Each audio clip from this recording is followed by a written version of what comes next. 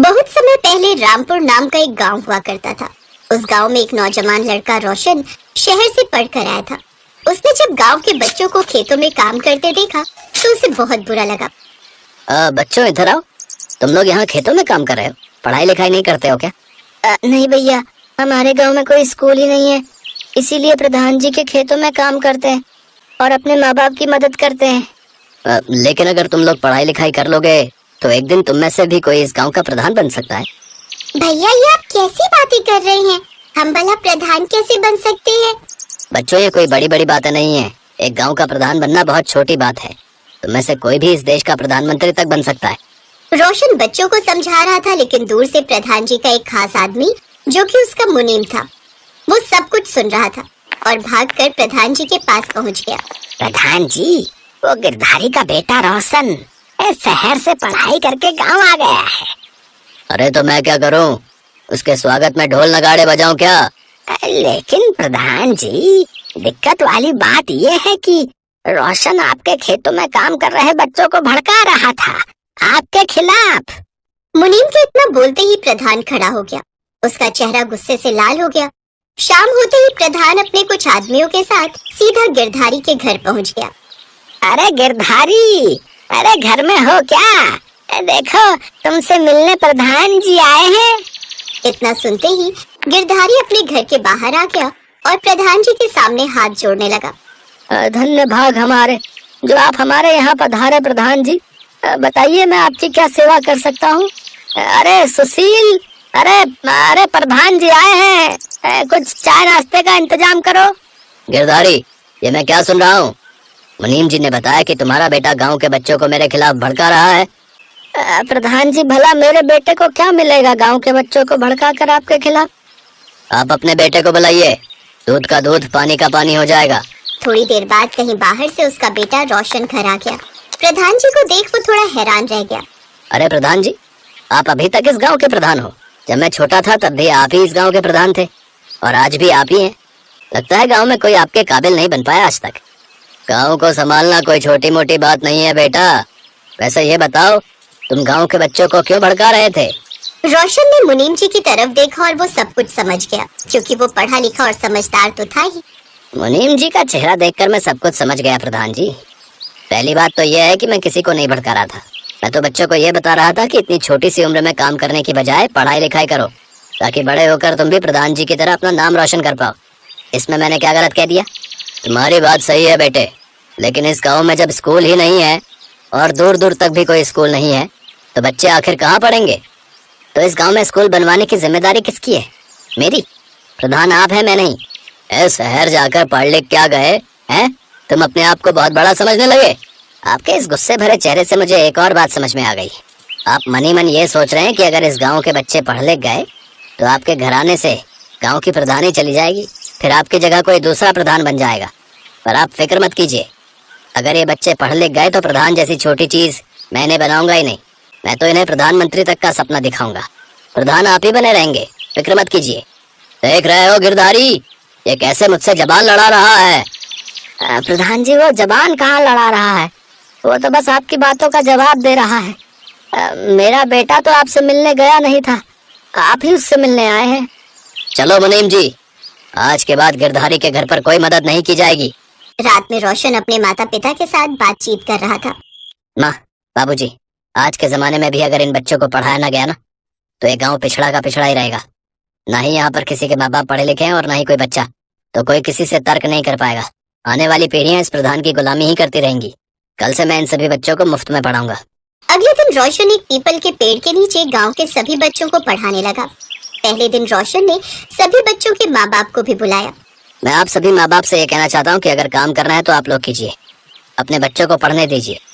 अगर ये लोग पढ़ लिख गए तो आप सभी का जीवन सुधर जाएगा। अगर ये बच्चे काम करते रहे तो अभी के लिए तो ठीक है, लेकिन जिंदगी भर यही करते रहेंगे। सभी बच्चों के माता पिता को बहुत खुशी हुई। बेटा, अगर तुम शहर से पढ़ाई करके ना आते तो हमारे अंदर ये समझ कभी नहीं आती। आज से हम लोग बहुत मेहनत करेंगे और अपने बच्चों को पढ़ाएंगे। मैं इन सभी गांव के बच्चों को इसी पेड़ के नीचे पढ़ाऊंगा और किसी से कोई पैसा नहीं लूंगा। जब ये लोग बड़े होकर कामयाब हो जाएंगे तो जो मुझे लेना होगा मैं ले लूंगा। रोशन का कॉन्फिडेंस देखकर सभी माता पिता के अंदर भी कॉन्फिडेंस भर गया। रोशन सभी बच्चों को इस पेड़ के नीचे पढ़ाने लगा, लेकिन कुछ ही दिनों में प्रधान के आदमियों ने उसे वहाँ पढ़ाने पर रोक लगा दी। देखो, ये जमीन सरकार की है, समझे? यहाँ तुम अपना स्कूल नहीं चला सकते। आपका ये डर देखकर अच्छा लगा प्रधान जी। आपको यही डर है ना कि अगर बच्चे पढ़ लिख गए तो आपकी लुटिया डूब जाएगी, आपकी राजनीति बंद हो जाएगी। ठीक है, मैं कोई और जुगाड़ देखता हूँ। अगले दिन से उन बच्चों की पढ़ाई लिखाई बंद हो गई। खुद को बहुत बड़ा हीरो समझ रहा था। इन गवारों को अगर पढ़ने दिया तो ये सब मेरे सर पर मूतेंगे एक दिन। रोशन का कॉन्फिडेंस डाउन हो चुका था। उसके पास इतना पैसा भी नहीं था कि वो स्कूल बना सके। रोशन अपने भुट्टे के खेतों में बैठा था, उसमें से एक परी निकल आई। कौन है आप? मैं इस गांव की प्रधान की पत्नी हूँ। मैं भी प्रधान की तरह गांव वालों पर बहुत जुल्म करती थी, लेकिन मरने के बाद मेरी आत्मा को एहसास हुआ कि मैं बहुत गलत थी। इसलिए भगवान ने मुझे भुट्टा बनने का श्राप दे दिया और प्रायश्चित करने के लिए भगवान ने मुझसे कहा कि जब कोई ऐसा इंसान तुम्हें टच करेगा जो इस गांव का भला चाहता हो, तभी तुम्हारी मुक्ति होगी और उसके बाद तुम्हें उसकी मदद करनी पड़ेगी। तो आप मेरी मदद कैसे करेंगी? तुम्हारे पिता द्वारा बीज डालने के बाद ही मैं भुट्टा बनी थी, इसीलिए वो मेरे भी पिता हुए। जो भी तुम गांव वालों के लिए करना चाहते हो मैं सब जानती हूँ। इस बार इस खेत के सभी भुट्टों को तुम बेचोगे नहीं, बल्कि इन्हीं भुट्टों से एक स्कूल बनाओगे। ऐसा कैसे हो सकता है? पहले के लोग घास फूस और लकड़ियों से ही झोपड़ी बनाकर रहा करते थे, तो इन भुट्टों से तुम स्कूल क्यों नहीं बना सकते? पहले स्कूल बनाओ, उसके बाद मेरा चमत्कार देखना।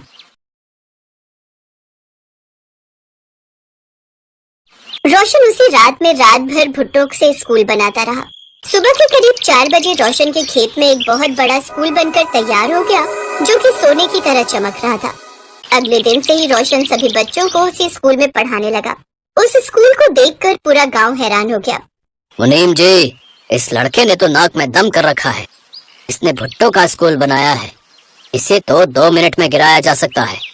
जाओ, 1 घंटे में पूरा स्कूल गिरा कर आओ। मुनीम अपने आदमियों को लेकर जैसे ही स्कूल को गिराने लगा। मैं प्रधान की पत्नी हूँ, लेकिन अब मैं परी बन चुकी हूँ। अगर इस स्कूल को किसी ने भी गिराने के मकसद से किलोमीटर के दायरे में भी आया, तो उसे इतनी तेज करंट लगेगा कि वो जिंदा नहीं बचेगा।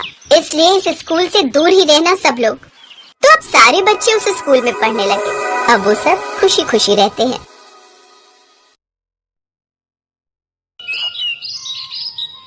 ये कहानी है मीरा की, जो माता रानी की परम भक्त थी। बचपन से ही उसका कोई भी दिन माता रानी की पूजा के बिना शुरू नहीं होता था, और अब शादी के बाद भी चाहे उसकी दुनिया पूरी तरह बदल गई थी, लेकिन माता रानी के प्रति उसकी श्रद्धा में कोई बदलाव नहीं आया था। जय अम्बे गौरी मैया, जय श्यामा गौरी, तुमको निस दिन ध्यावत, मैया जी को निस दिन ध्यावत, शिव ब्रह्मा ओम जय अम्बे गौरी। मीरा, ओ मीरा, मुझे खेत जाना है। जल्दी से कुछ खाने को दे दो।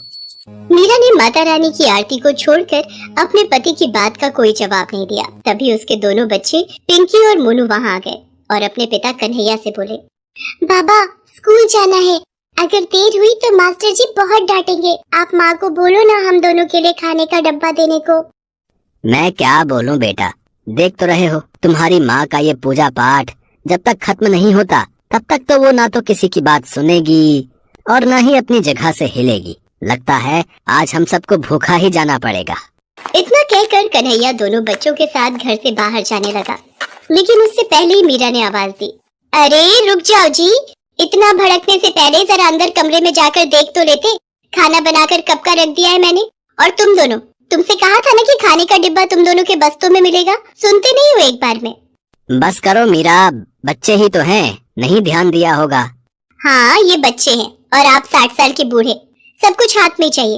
अब चलिए, माता रानी की आरती तो छुड़वाई दी बीच में, अब चलकर खाना खा लीजिए। भूखे पेट तो नहीं जाने दूंगी घर से बाहर। और तुम दोनों नाश्ता करके फौरन स्कूल जाओ, वरना मास्टर जी से पहले मैं तुम दोनों की पिटाई कर दूंगी। मीरा गुस्से में थी क्योंकि उसे माता रानी की आरती बीच में ही छोड़नी पड़ी थी। वो सब कुछ बर्दाश्त कर सकती थी, लेकिन माता रानी की पूजा में विघ्न उससे बर्दाश्त नहीं होता था।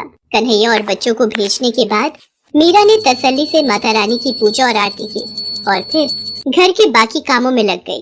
तभी अचानक घर के दरवाजे पर किसी ने दस्तक दी। अरे राजेश्वर भैया, पिंकी के बाबा तो खेत गए हैं। हाँ भाभी, मैं खेत से ही आ रहा हूँ। वो कन्हैया, उसे सांप ने काट लिया भाभी। पता नहीं कहाँ से आ गया खेत में, एकदम काला और बड़ा सांप था। ये क्या कह रहे हो भैया? पिंकी के बाबा ठीक तो है? कहाँ है वो? सब लोग उसे अस्पताल लेकर गए हैं और मैं आपको खबर करने चला आया। आप जल्दी से मेरे साथ चलो। मीरा ने फौरन जाकर माता रानी के सामने से चरणामृत उठाया और भागी भागी अस्पताल पहुंची। लेकिन तब तक बहुत देर हो चुकी थी। डॉक्टर साहब, मुझे मेरे पति के पास ले चलिए। ये माता रानी के नाम का चरणामृत है, इससे मेरे पति को पिलाना है। मुझे पता है इसे पीते ही वो बिल्कुल ठीक हो जाएंगे। देखिए, हमें माफ कीजिए, पर अब कुछ नहीं हो सकता। सांप का जहर आपके पति के शरीर में कुछ ही मिनटों में फैल गया था। यहाँ आते आते काफी देर हो गई, वो अब नहीं रहे। डॉक्टर की बात सुनते ही मीरा के हाथों से चरणामृत का बर्तन जमीन पर गिर गया और वो खुद भी बेहोश हो गई। मीरा ने कभी सपने में भी नहीं सोचा था कि कन्हैया इस तरह उसका साथ छोड़कर चला जाएगा, पर मीरा अब कुछ नहीं कर सकती थी। उसे अपने दोनों बच्चों की खातिर खुद के अलावा हालात को भी संभालना था। कन्हैया के पास खेत के नाम पर बहुत ही थोड़ी सी जमीन थी, जिसमें एक वक्त में वो एक ही सब्जी या अनाज उगा पाता था। जब कन्हैया की मौत हुई तो उस वक्त खेत में कटहल की फसल लगी हुई थी, लेकिन ये किस्मत का खेल ही था कि खेत में उगे हुए लगभग सारे कटहल कीड़ा लगने की वजह से खराब हो गए थे। तो अब मीरा के सामने बड़ी मुश्किल थी। हे भगवान, सिर्फ ये एक कटहल ही थोड़ा बहुत ठीक दिख रहा है, पूरी की पूरी फसल खराब हो गई। अब क्या होगा? मीरा उदास मन से उस कटहल को लेकर घर पहुंची। उसके मन में यही उधेड़-बुन थी कि वो अब खेत में क्या बोएगी और बीज खरीदने के लिए उसके पास पैसे कहां से आएंगे। इसी बीच उसकी नजर अपने पूजा घर पर पड़ी, जहां माता रानी के सामने भोग का बर्तन बिल्कुल खाली था।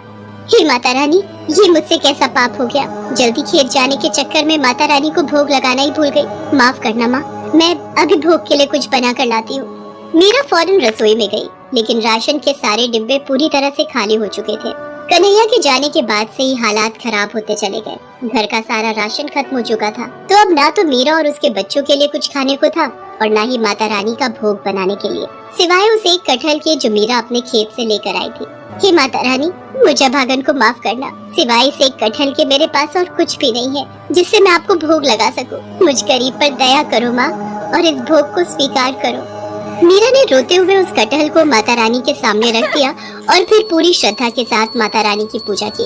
दोनों बच्चे भी उसके साथ माता रानी के सामने हाथ जोड़े बैठे रहे। फिर माता रानी की आरती के बाद, माँ, अब तो आरती हो गई ना, मुझे माता रानी का प्रसाद दो ना जल्दी से, बहुत भूख लगी है, सुबह से कुछ भी नहीं खाया।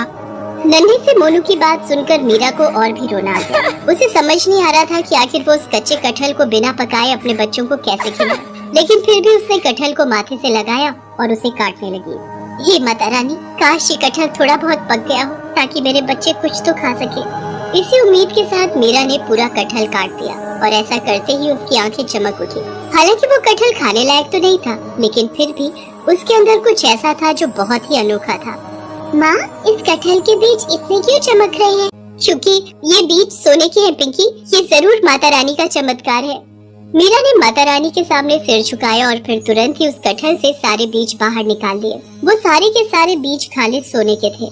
मीरा ने उनमें से एक बीज गांव के सुनार के पास जाकर बेच दिया। उस बीज के बदले मीरा को काफी सारे पैसे मिल गए, जिससे सबसे पहले मीरा ने बच्चों को पेट भर खाना खिलाया और फिर घर के लिए काफी सारा राशन भी खरीद लिया।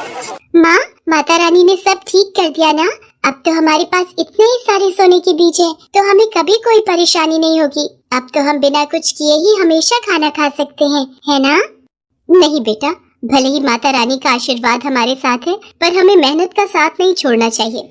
मीरा जानती थी कि उसे उन सोने के बीजों का क्या करना है।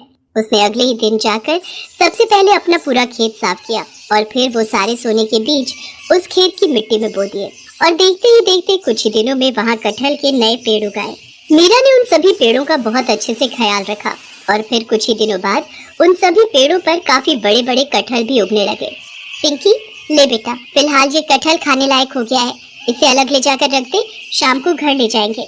माँ, एक बात तो बताओ, ये सारे पेड़ तो उन्हीं सोने के बीजों से उगे हैं ना, तो क्या इन सारे कटहलों में भी सोने के बीज निकलेंगे? हाँ बेटा, माता रानी का आशीर्वाद रहा तो ऐसा जरूर हो सकता है। मीरा की बात सुनकर पिंकी बहुत खुश हो गई, लेकिन पास ही खड़े गांव के मुखिया के कान एकदम से खड़े हो गए। अच्छा तो ये बात है, तभी मैं सोचूं कि ये कन्हैया की लुगाई के पास खेती करने के पैसे आए कहाँ से। जरूर ये कोई जादू का चक्कर है, लेकिन जो भी हो बात सोने की है तो मुझे कुछ तो करना ही पड़ेगा। मुखिया एक नंबर का लालची आदमी था।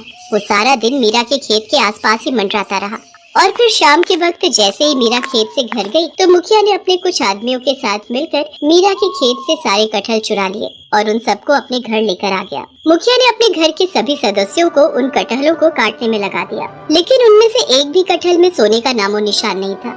दूसरी तरफ मीरा जो एक कटहल अपने घर लेकर गई थी, उसे उसने पहले की तरह ही सबसे पहले माता रानी को भोग लगाया और फिर पिंकी ने उसे काटा। माँ देखो देखो माँ, इस कटहल में भी सोने के बीज है। पिंकी की बात एकदम सही थी।